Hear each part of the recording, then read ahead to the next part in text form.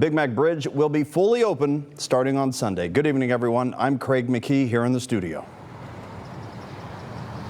I'm Tanya O'Rourke, anchoring our coverage from Sawyer Point Park, right in front of the Big Mac Bridge. And the reopening is weeks ahead of schedule and months after fire melted some of the structure. And certainly, there's relief tonight for tens of thousands of you who have been inconvenienced since November.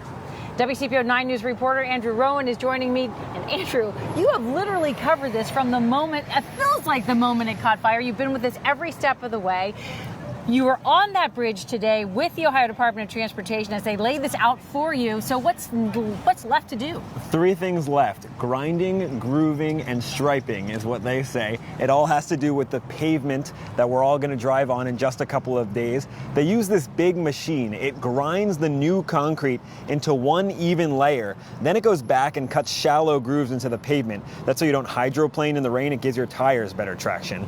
There is going to be some inclement weather tomorrow, though, and that delays the very finishing touches until Sunday. The painted lines that divide the lanes won't happen until just a few hours before traffic returns to the Big Mac. Take a listen. Around 4 or 5 o'clock, pavement markings will go down, and sometime around 8 p.m., between 5 and 8 p.m., then they will start the process of reopening. If you're looking at the Super Bowl Sunday, it is going to be a super Sunday for us because we're going to get it open probably by the time the Super Bowl is over. Super Bowl Sunday. ODOT obviously very excited about this. A normal project of this scale, from design to completion, ODOT says, would have taken about 3 years. Instead, it'll be finished in 3 months. It's going to cost taxpayers roughly $10 million. ODOT says it still doesn't have an exact numbers. We were up there earlier. We saw them removing the warming centers from the top of the bridge. Remember, these crews have been working through some of the coldest temperatures we've seen in years. And they have ultimate respect from me for that because it's been awfully cold this winter for sure. All right, so how are they going to do this? Are they just going to, gentlemen, start your engine, drop a flag? What happens? So there's going to be no ribbon cutting, nothing like that. Okay. They say they're going to, as soon as they get the thumbs up from crews that the paint is dry and the inspections are all done, they're going to have crews fan out across the area. They're going to take away those orange barrels that are currently blocking all the exits. So when you drive by, you're going to see it, that it's open. All right, Andrew Rowan, thanks so much for all that. And with the southbound lanes of the Big Mac Bridge reopening in just 2 days, can't believe we're saying that, drivers across the tri-state are breathing a collective sigh of relief right now. WCPO 9 News reporter Connor Steffen talked with some of them. Connor. Hey, Tanya, it's been well documented over these last 98 days how drivers have felt. We spoke with about a dozen or so of them over in Newport earlier. Their reactions were not at all surprising. Excited, giddy, some even celebratory, genuinely jumping with joy.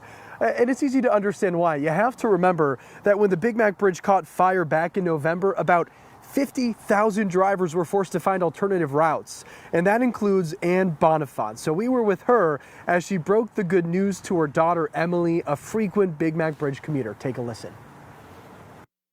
I have some great news. Yes, on Sunday, guess what opens up? What? The bridge. Oh, yeah! Yeah. It definitely opens some people's eyes, I would hope. The flow of traffic can be impacted by anything. I think 100 days is pretty impressive to replace girders and re-pour concrete and get the bridge going again.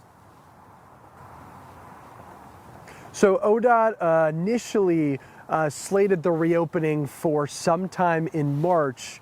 Now drivers have but 2 days until they'll finally see some traffic relief in their commutes. We're live in Mount Adams. Connor Steffen, WCPO 9 News.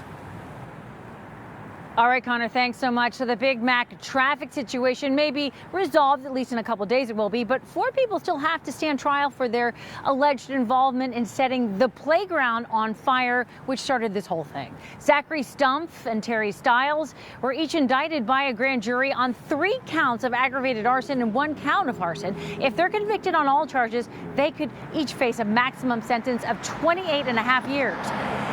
Caitlin Hall and James Hamilton were each indicted on 2 counts of obstruction of justice. They could face a maximum of 6 years if they're convicted. So it's a big day for what has been a tough several months for commuters. Craig, I think a lot of people feel a little bit of relief. I'm going to send it back to you in the studio for the rest of today's news.